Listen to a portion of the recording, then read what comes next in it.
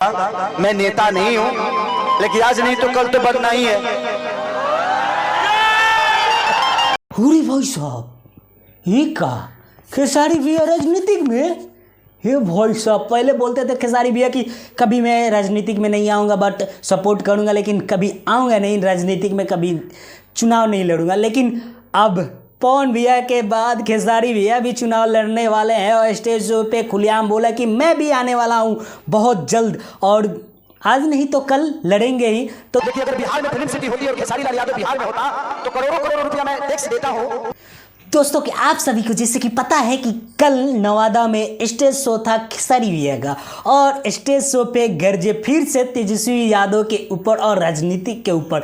और दोस्तों खास बात इस वीडियो का बहुत ही खास बात है भाई साहब, क्योंकि तेजस्वी यादव के ऊपर तो बोले ही और बिहार के पक्ष में बोले कि हाँ बिहार को रोजगार मिले और सिनेमा हॉल और सिनेमा सिटी बिहार में भी होना चाहिए, जो कि हम जो दे रहे हैं महाराष्ट्र में और महाराष्ट्र सरकार को जो पैसा दे रहे हैं, टैक्स दे रहे हैं, वो हम बिहार को दें, बिहार का रोजगार बढ़ेगा। तो ऐसे बात वहाँ पे बोले। और दोस्तों आप सब ऐसे तो वीडियो देखना तो पसंद करते ही हैं खेसारी भैया के बारे में, तो मेरा चैनल सब्सक्राइब भी कर लीजिए और बेल आइकन को प्रेस करके रखिए ताकि आपके पास पहले न्यूज़ जाए।